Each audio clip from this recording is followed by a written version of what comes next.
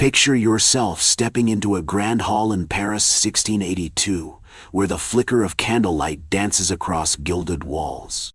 The air hums with laughter, the clink of goblets, and the rustle of silk gowns. You're at a banquet, one of those affairs where the host's wealth is measured not in coin, but in audacity. Servants sweep in, bearing a silver platter with a flourish, and the guests lean forward, their eyes gleaming with anticipation. But what's revealed isn't a roasted pheasant or a glistening boar's head.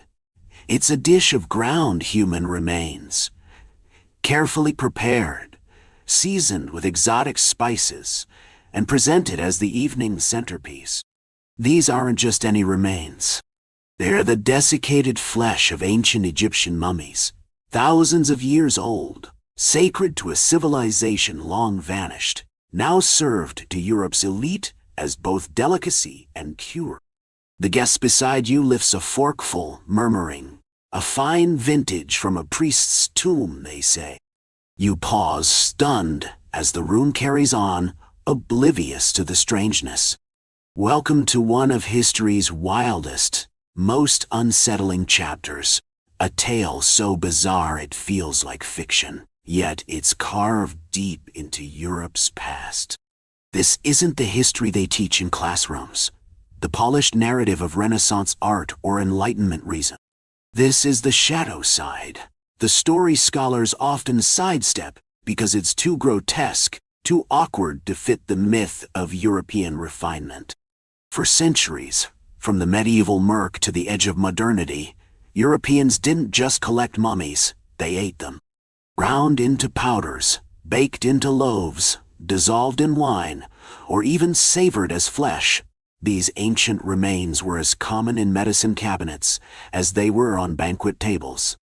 Why would anyone do this? Was it a twisted ritual? A grotesque boast of wealth? Or a genuine belief that consuming the dead could defy death itself? The answer is a tangle of greed, ignorance, and a fascination with the exotic that turns sacred relics into commodities.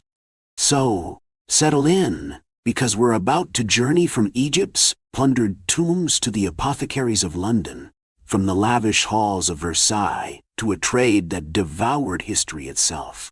The year is 1500, and Europe is ablaze with the Renaissance, a time of rediscovery when old dogmas crack and new worlds beckon.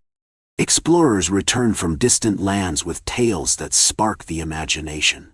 Gold from the Americas, spices from the East, and from Egypt, something altogether stranger, mummies. These weren't mere curiosities, they were the ultimate status symbol. If you were a noble, a merchant, or anyone with ambition, you needed Egyptian artifacts to prove your worth. Statues, scarabs, papyri, but above all, mummies. To Europeans, these weren't just preserved bodies, they were fragments of eternity, proof of a civilization so ancient it made their own history feel like a footnote. Owning a mummy was like holding time in your hands. This wasn't about quiet collecting, though. The obsession ran deeper, darker. Mummies weren't tucked away in cabinets. They were unwrapped, dissected, consumed. It started with trade routes, those arteries of commerce linking Egypt to Europe. Alongside silk and saffron came human remains, shipped across the Mediterranean in crates like cargo. In London, Paris, or Venice, you could stroll past a shop and see an ancient Egyptian corpse in the window, its blackened form drawing crowds beside bolts of fabric or jars of spice. These weren't hidden relics, they were celebrated, advertised as treasures of a distant world. Merchants in Cairo and Alexandria saw the demand and turned tombs into marketplaces, their wares bound for the eager hands of European buyers. Why mummies? Why not just jewelry or stone?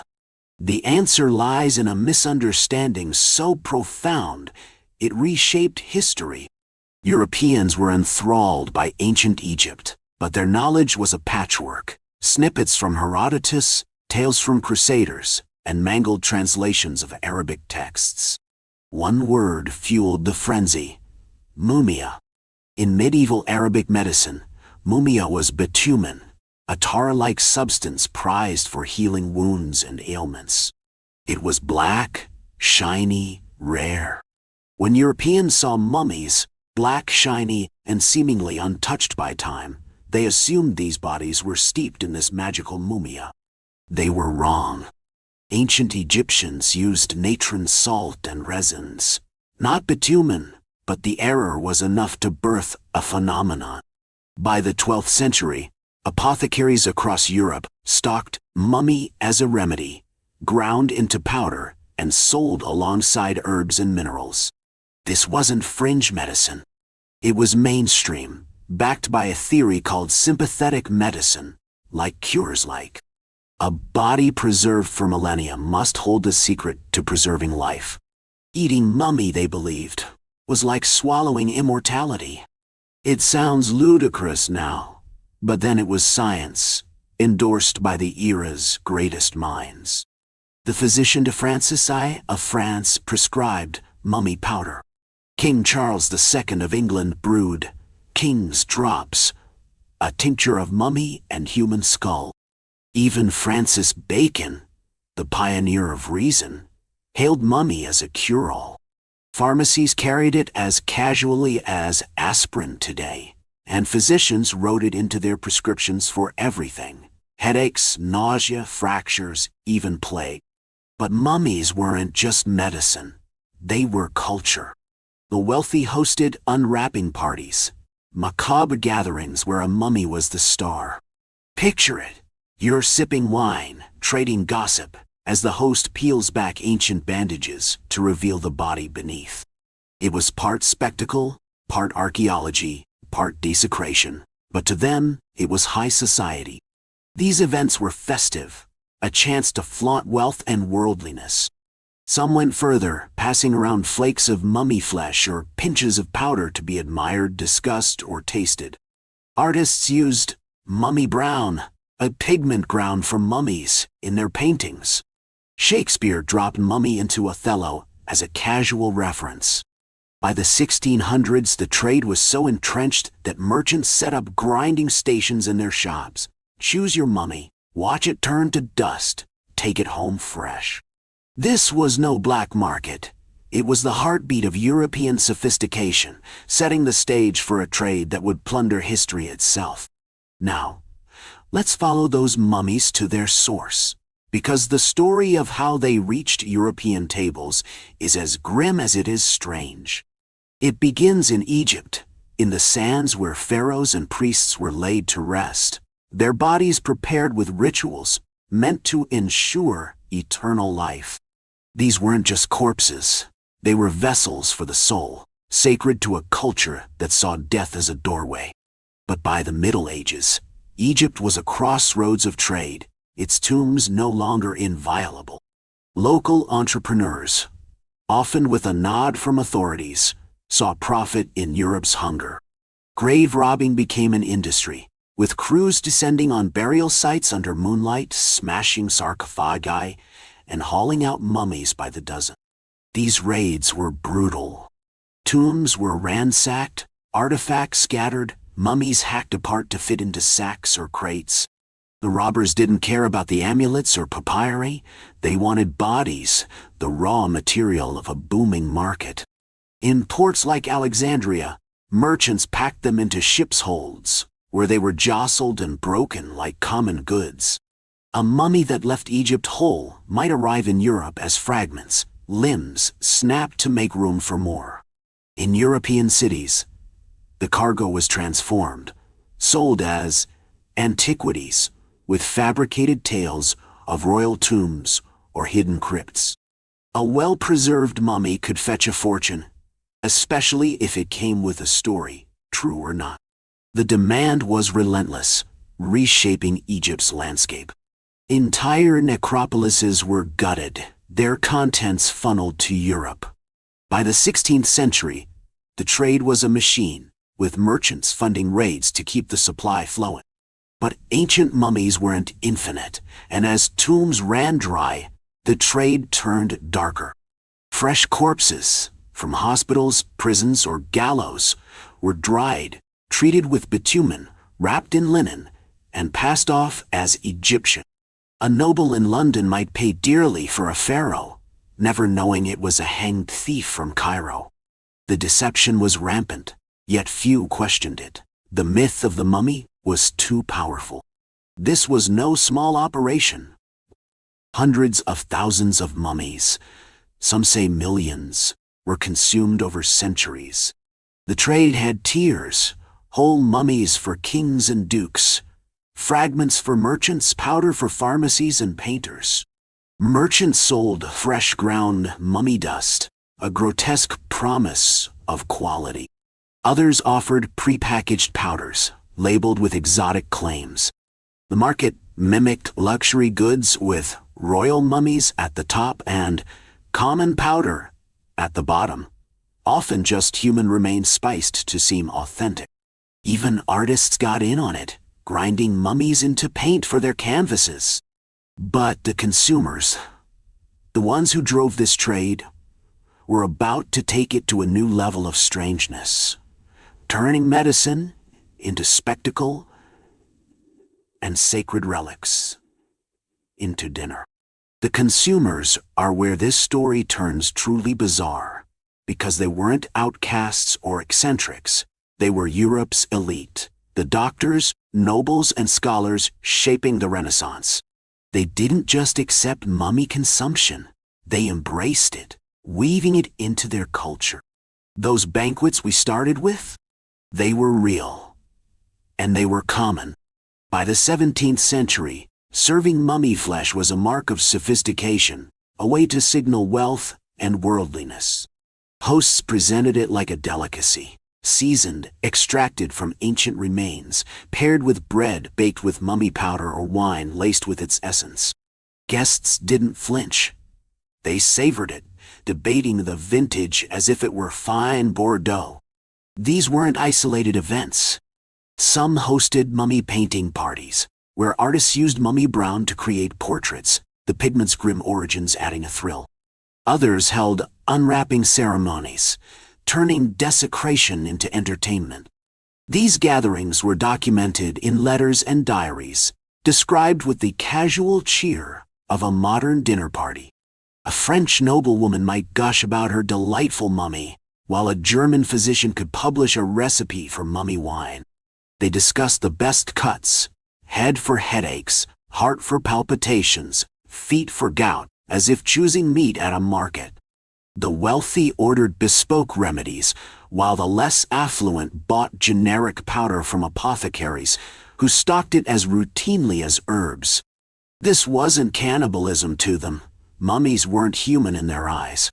They were objects, exotic commodities stripped of personhood. This mindset let them ignore the ethical rot at the heart of their actions.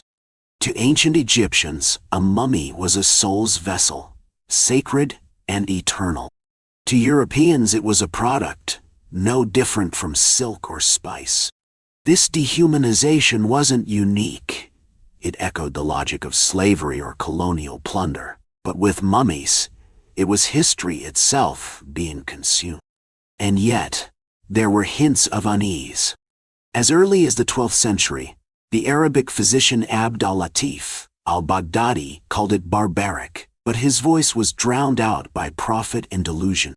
By the 17th century, complaints about fake mummies and inconsistent cures suggested a growing doubt, a crack in the myth that would soon widen. That crack leads us to the heart of why this happened. Not just the mechanics, but the beliefs that made eating mummies seem rational. In medieval and Renaissance Europe, medicine was less science than faith, a blend of tradition, religion, and guesswork. Authority trumped evidence, and ancient texts were gospel. The idea of mumia came from Arabic medicine, revered as a font of wisdom. When Europeans misread it as mummy, no one questioned it.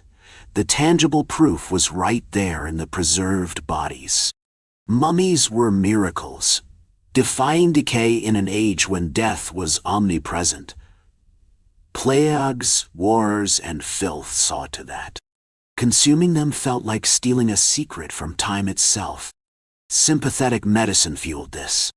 If a body could last millennia, surely its dust could preserve life. It's not so far from modern fads. Think superfoods or supplements, except instead of quinoa, they chose corpses. The medical establishment didn't just endorse it, they built it into their system. From the 12th to the 18th century, pharmacopoeias listed mummy preparations, and apothecaries carried prepared mummy as a staple. Physicians prescribed it for everything: epilepsy, bruises, plague, citing testimonials and case studies. A patient might swallow mummy powder for a fever, or apply a mummy plaster for a wound. The doses varied, but the faith was unwavering, even when results were spotty. This belief was inseparable from Europe's fetish for the exotic. Ancient Egypt wasn't just a place, it was a fantasy of mystery and power. Mummies were its ultimate artifact, tangible links to a world of gods and pharaohs. Eating them was almost sacramental, a way to absorb that magic. At banquets, it wasn't about health. It was about status, about claiming a piece of eternity. This explains the spectacle, the dinners, the unwrappings, the paintings. But it came at a cost. By reducing mummies to products, Europeans erased their humanity, ignoring the rituals and beliefs that made them sacred. It was a mindset that justified plunder, not just of bodies but of entire cultures, setting the stage for a reckoning centuries in the making. That reckoning came slowly, not with a bang but a gradual awakening. By the 17th century, the mummy trade was fraying at the edges. Tomb raiders admitted their ancient mummies were often fresh corpses, dressed up for profit. A noble who'd paid a fortune for a pharaoh might learn it was a criminal's body, shattering the mystique. Meanwhile, the scientific revolution was stirring. By the 18th century, medicine demanded proof, and mummy powder failed the test. It didn't cure diseases or heal bones. At best, it did nothing. At worst, it spread infection. Pharmacopoeias dropped it, and physicians who clung to it risked ridicule. The shift was slow. Tradition dies hard, but the tide had turned. The real change came from Egypt itself. In the 19th century, scholars like Champollion unlocked hieroglyphs, revealing a civilization with names, stories, and beliefs. Mummies weren't objects anymore. They were people, with lives and afterlives. The same elites who'd savored mummy flesh now called it barbaric. Museums began preserving mummies, not grinding them. By the late 1800s, eating mummies was a shameful relic, erased from polite conversation. But the damage was done. Countless mummies, some say millions, had been destroyed, their stories ground into dust or painted onto canvases. An entire slice of human history was lost to a fad born of ignorance and greed. This isn't just a strange tale. It's a warning. The mummy craze shows what happens when we treat other cultures as curiosities, not equals. Those who ate mummies weren't monsters. They were ordinary, convinced they were right. Their doctors thought they were healing. Their nobles thought they were cultured. Their merchants thought they were clever. They were wrong, but their certainty was ironclad. The lesson? Question what everyone knows. The next time a miracle cure or trendy belief sweeps through, think of the mummies.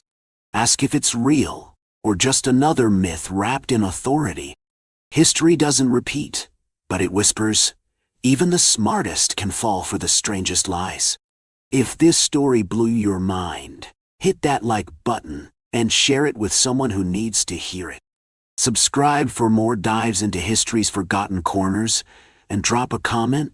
Would you have tasted that mummy dish, or called it out as madness. Let's talk.